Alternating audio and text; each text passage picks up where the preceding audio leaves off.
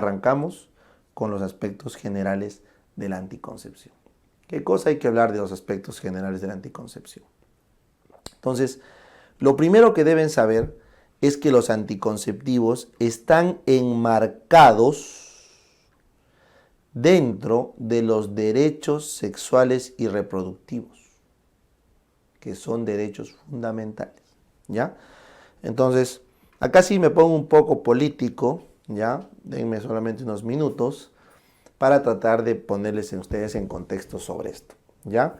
Entonces, los derechos sexuales y reproductivos se refieren básicamente al reconocimiento, recuerden que los derechos son reconocimientos sociales hacia las personas, el reconocimiento de que todos los humanos tenemos el derecho de decidir por voluntad propia, no porque nos dice papá Estado, ni porque nos dice papá Iglesia, ¿no?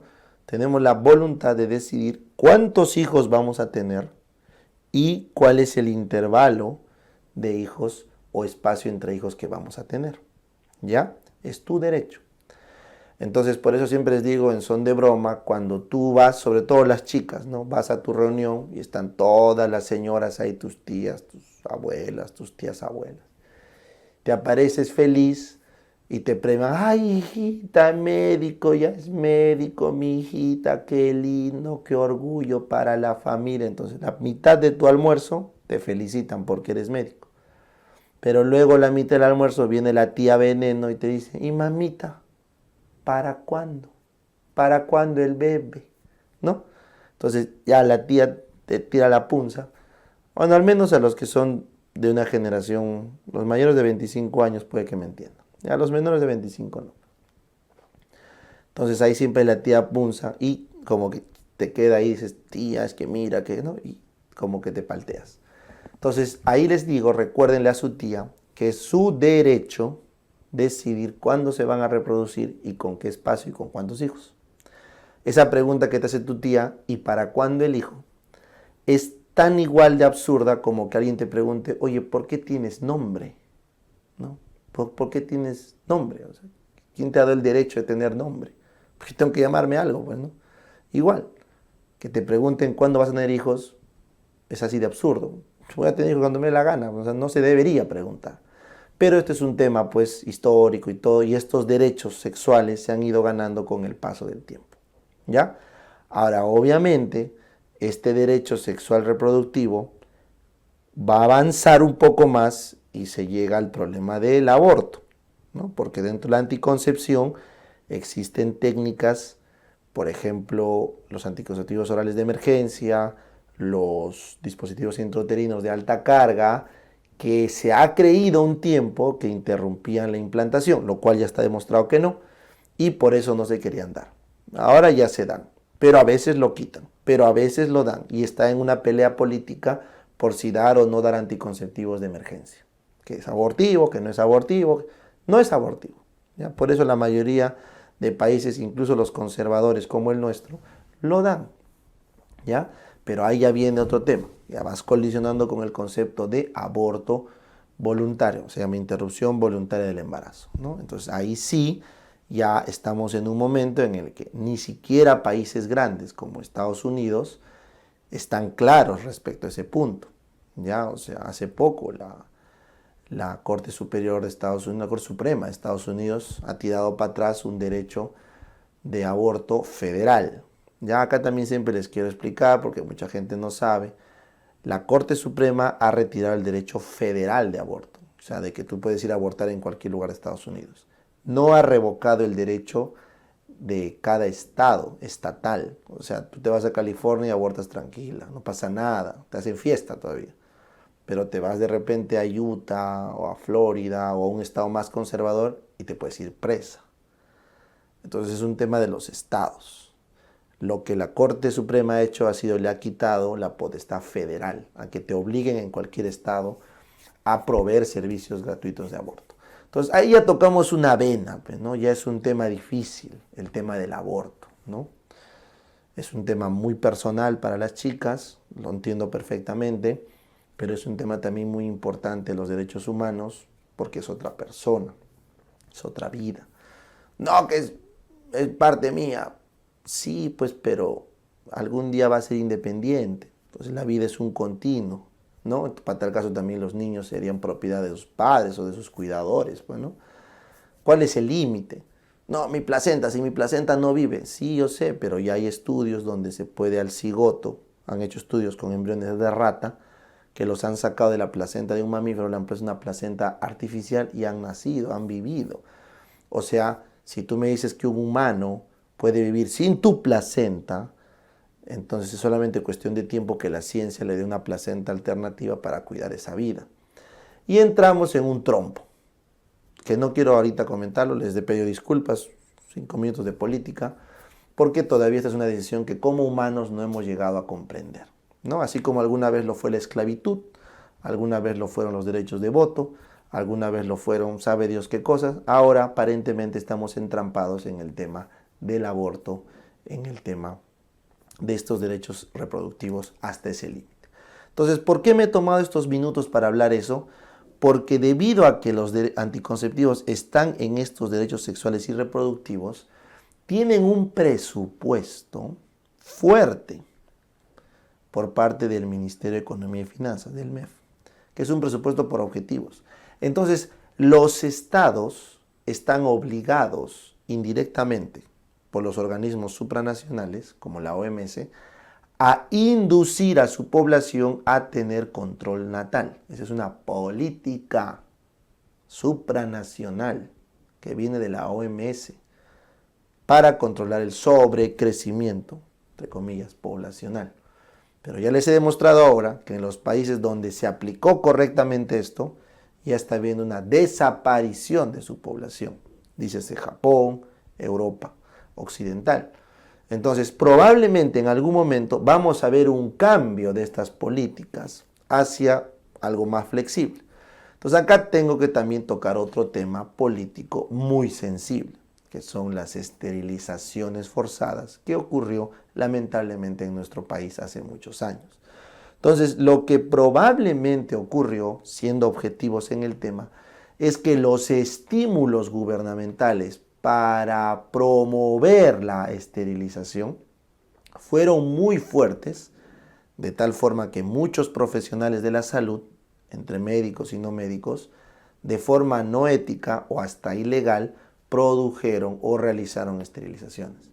Pero no es tanto como que fue una orden. Eso también quiero que al menos les llame la atención estudiar. O sea, yo no voy a agarrar y decir, a mí me ordenó fulanito que vaya con mi tijera a cortar a todo el mundo. No, pues o sea, los médicos no son tan idiotas, ni tampoco el personal de salud es tan limitado como para meterse en problemas legales porque te ordenaron. O sea, eso también es un poco absurdo. Lo que sí ha habido son estímulos muy fuertes para que se realicen estos procedimientos. Entonces, nuevamente hemos entrado en un tema político. ¿Ya? Entonces, les digo todo esto para que ustedes le tomen importancia. Y con esto cierro. Si es que tú tienes una religión que te dice que está prohibido dar anticonceptivos porque no estás de acuerdo, porque tu religión te dice que no debe usarse estas cosas que son del diablo, entonces la norma explícitamente dice que no existe objeción de conciencia para dar anticonceptivos. O sea, si algún personal de salud tiene objeción de conciencia, debe retirarse y debe dejar que otro personal de salud recete o recomiende el anticonceptivo. O sea, nuestra norma reconoce que los anticonceptivos son un derecho, lo financia directamente por objetivos y te prohíbe a ti no darlos por objeción de conciencia. ¿Ven? Lo que nuestra norma no es, no reconoce el aborto como un derecho, no le pone plata al aborto para que se haga con fines públicos y así tuviera que hacerse un aborto con fines terapéuticos, la norma te permite excluirte del aborto por objeción de conciencia. ¿Ven la diferencia? ¿Ven la diferencia? Entonces, discutir de anticonceptivos es una discusión que ya se llegó a una conclusión hace muchos años y ahora la discusión del aborto es un tema que está en debate. Probablemente hace muchos años la discusión de anticonceptivos también estaba en un debate fuerte como lo que es ahora el aborto. Es un tema evolutivo. ¿Ya? Bacán. Entonces, con eso entendido, vamos ahora a lo que nos interesa, que es la parte netamente médica, la parte de salud. Entonces, cuando ustedes van a recetar o recomendar, porque ahí va la siguiente aclaración, ustedes o nosotros, el personal de salud, no receta anticonceptivos. Se recomienda, porque en teoría las personas son libres de elegir el método que quieran. O sea, yo mañana voy y elijo el método que me da la gana para cuidarme. Pero el personal de salud debe recomendar para no caer en efectos adversos que no deseamos o en falla de método por su ineficacia. Entonces, en el orden para recomendar un anticonceptivo, tienes que seguir la siguiente secuencia. Primero, la efectividad. O sea, tú deberías recetar anticonceptivos que son muy efectivos, ¿correcto? Si tiene menos de 2% de falla, es muy efectivo. Si tiene menos de 10% de falla, obviamente hasta un 2%, es efectivo. Y si tiene más de 10% de falla, es poco efectivo. Esa es, en resumidas cuentas, la efectividad. Entonces, la OMS recomienda que nosotros recomendemos los muy efectivos como primera opción y los efectivos como segunda opción. Es lo que deberíamos hacer, ¿ya? No se debería recomendar los poco efectivos. No se debería recomendar los poco efectivos, no. Muy bien. Ahora, cuando ustedes escuchen efectividad, ese es un término en gestión, la efectividad se refiere a lo que consigue, yo me acuerdo así, en la vida real. Efectividad con B de vida real, ¿correcto? Entonces, cuando tú das un anticonceptivo en condiciones experimentales, no es lo mismo que en la vida real. Eso también tienen que tener claro. O sea, agarramos un condón, lo probamos en laboratorio, lo probamos en condiciones experimentales, bien puesto, sin ninguna lesión de la bolsa o del mismo condón, nuevo, salido de la fábrica, tiene pues una tasa de eficacia o efectividad, perdón, una tasa de eficacia X. Pero cuando agarras ese condón y lo llevas al mercado, donde se ha soleado, te lo has comprado y lo has puesto en tu billetera, está 3 años ahí botado porque no lo usas y por ahí te liga un día y agarras tu condón de tu billetera todo viejo, todo gastado, roto, abierto, sin su airecito, pues no. Ese condón pues ya no sirve igual. Para colmo, te pones el condón, estás apurado con tu flaca ahí, están escapándose, están en la disco, están en una reunión familiar que se están ocultando del tío, del papá, del novio, de la novia. Estás haciendo tu novela mexicana ahí, no se lo ponen bien, se les sale, lo ponen tarde, que para el finalcito mejor uso. O sea, en la vida real, ese condón no funciona como en el laboratorio. Por eso es que el término correcto no es eficacia, sino efectividad, ¿ya? Que en la vida real. Y esa efectividad se consigue o se calcula en todo caso con el famoso índice de Peirce. El índice de Peirce es el número de fallas, correcto, que ha habido entre el número de parejas que han utilizado el método por un año, expresado en porcentaje. Entonces, el índice de Peirce o la efectividad de un método se calcula por cuántas veces ha fallado en un número de parejas que lo ha usado por un mes, expresado en porcentaje. ¿Correcto? Entonces, yo agarro 100 parejas y les doy condones, agarro 100 parejas y les doy pastillas anticonceptivas y les digo, vayan a ser felices, todo un año y regresan. Entonces yo cuento cuántas bendiciones han aparecido en la corte de condones, cuántas bendiciones han aparecido en la cohorte de anticonceptivos orales y en función de eso saco mi efectividad. ¿Me entiendes? Esa es la forma como se saca. Por eso cuando hablemos de los métodos anticonceptivos vamos a tener dos tipos de data. Vamos a tener el dato en el laboratorio de efectividad y vamos a tener el dato real en la vida real de la efectividad, ¿no? Que es el término correcto. Entonces vas a tener por un lado la eficacia del laboratorio y la efectividad en la vida real. ¿Cuál es lo que nos interesa? La efectividad en la vida real. ¿Ya? Muy bien, entonces supongamos que tú ya has elegido el método más efectivo. Este es el más efectivo para tu paciente. Entonces, el siguiente concepto son los efectos adversos. Entonces, ustedes deben saber que la mujer, por sobre todo, debería estar bien con su método anticonceptivo. O sea, tú no le puedes dar un método anticonceptivo que le genere daño, ¿correcto? Tanto al hombre como a la mujer, ¿no? Pero vamos a hablar de mujer porque hay más métodos para mujeres. Bien, entonces ahí también tengo que hacer otro acápite. O sea, hay más investigación de métodos anticonceptivos en mujeres, no porque la ciencia es machista y el patriarcado está oprimiendo a la humanidad y bla, bla, bla, y todo ese delirio progre. No, lo que pasa es que es más fácil controlar el eje hormonal femenino por el circuito que tiene. Es una sola ovulación al mes con un sistema claro de hormonal, mientras que en el varón tienes cada 90 días oleadas de espermatozoides, de millones de ellos, ¿correcto? Que es más difícil manejar. 2. La gestación es en la mujer, no es en el varón. Entonces, si tú quieres controlar el proceso de gestación, es más fácil ir donde se va a producir, que en el caso del varón, lo que se va a generar. ¿Me entienden? Entonces, por esas razones científicas y obvias, es que hay mucha más tecnología médica para controlar la fecundación por parte de las mujeres. ¿Ya? Bueno, entonces vamos a hablar de mujeres. Entonces, tenemos que darle un método anticonceptivo que no le haga daño. Que no le haga daño. Y eso es muy importante. ¿Por qué?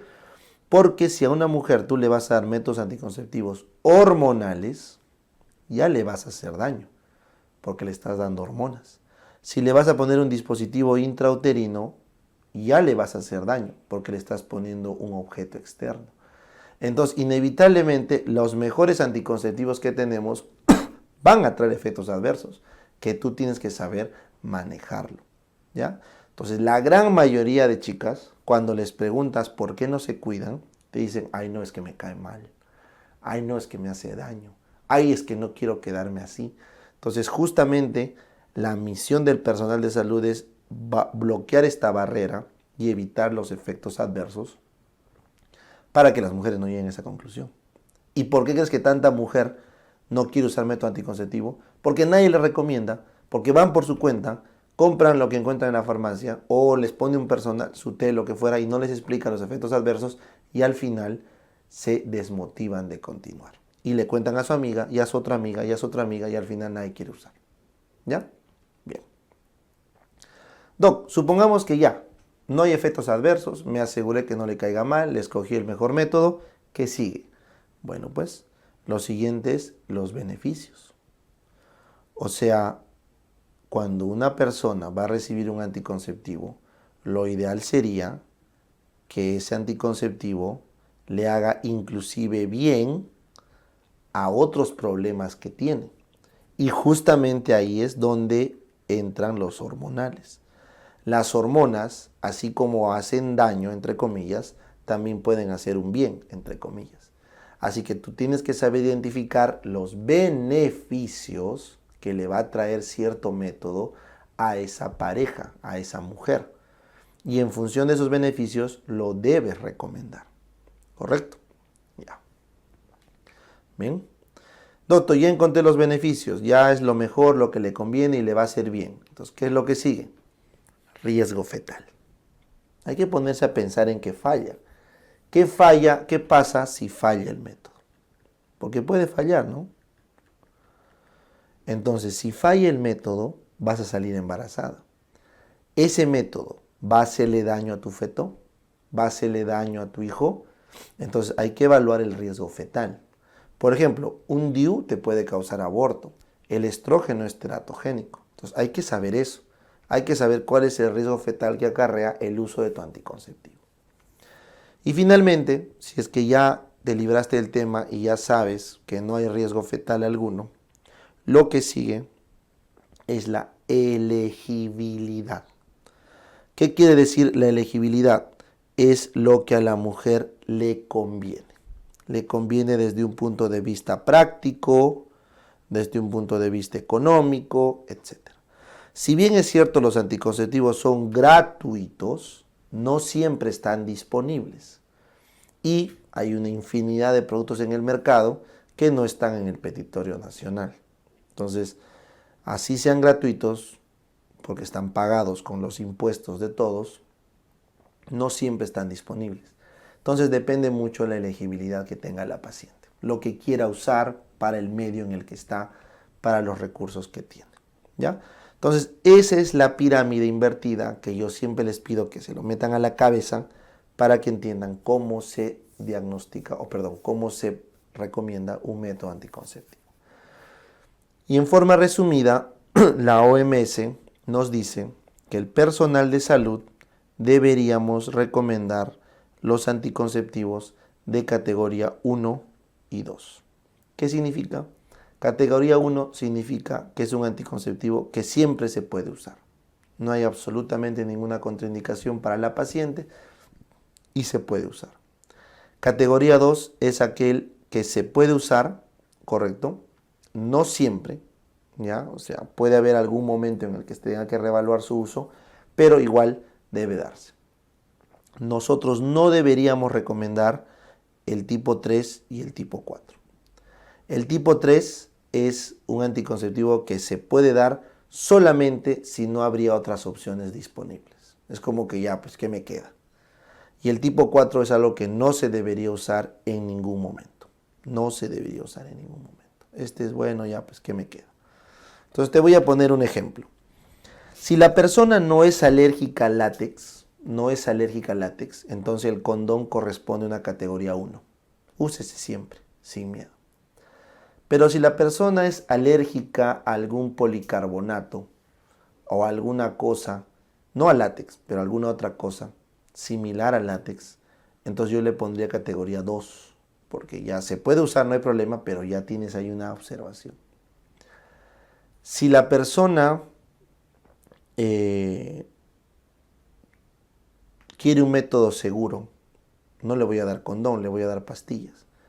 Pero si no tengo pastillas para darle, me queda darle condón. Entonces ahí el condón pasaría a ser una categoría 3, porque no tengo otra opción. Debería darle pastillas, pero le estoy dando condón porque no tengo opción. Y finalmente, si la persona es alérgica al látex, el condón pasaría a ser 4.